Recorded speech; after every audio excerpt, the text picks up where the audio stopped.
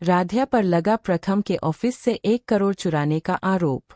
दादी और उर्मी ने मिलकर राध्या को फंसाया, लेकिन राध्या ने भी चेहरे पर लगाने वाले मास्क से पकड़ ली कि आखिर प्रथम के ऑफिस से 1 करोड़ किसने चुराया है।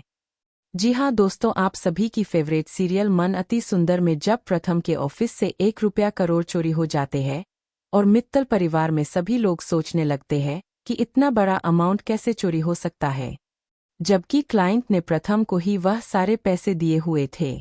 फिर प्रथम से इतना बड़ा मिस्टेक कैसे हो सकता है। लेकिन जैसे ही यह बात दादी को पता चलती है कि प्रथम के ऑफिस पर प्रथम को नाश्ता देने के लिए राध्या गई हुई थी, तभी दादी तुरंत सारा इल्जाम राध्या के ऊपर टाल देती है।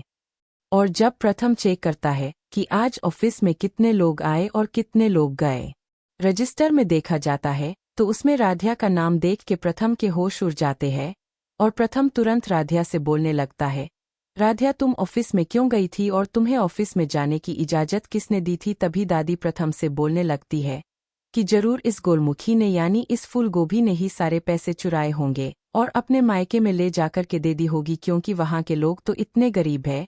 अगर अभी के अभी इसके मायके में पुलिस को भेज दिया जाए तो दूध का दूध और पानी का पानी हो जाएगा और राध्या की सारी सच्चाई आ जाएगी सबके सामने। यह सुनने के बाद राध्या के घर पर पुलिस भेजने की तैयारी दादी करने लगती है और दादी राध्या को अपने बिछाए जाल में फंसाने की कोशिश करती है। लेकिन राध्या सभी लोगों से हाथ जोड़ के माफी मांगने लगती है और बोलती है, मैंने ऐसा कुछ भी नहीं किया है और ना ही मैं अपने मायके गई थी। आप लोग प्लीज ऐसा मत करिए।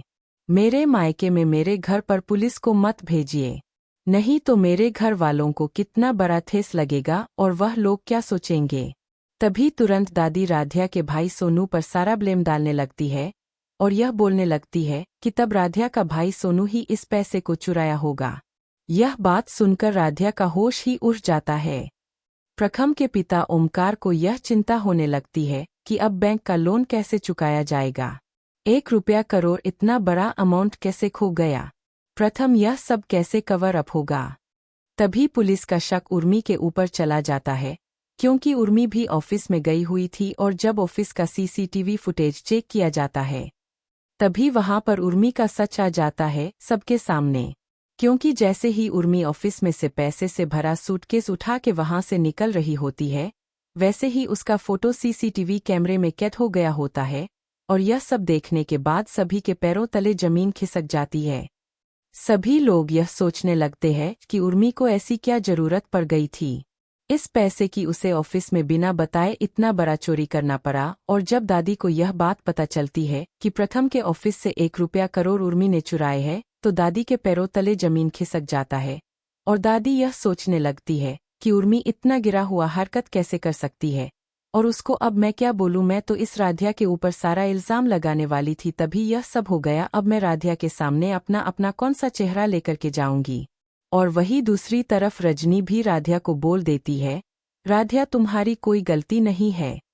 जब हमारे घर में ही चोर बैठे हुए हैं तो हम दूसरों को क्यों बोले, और अच्छा हुआ कि तुम्हारे घर पर हम लोगों ने पुलिस नहीं भेजा।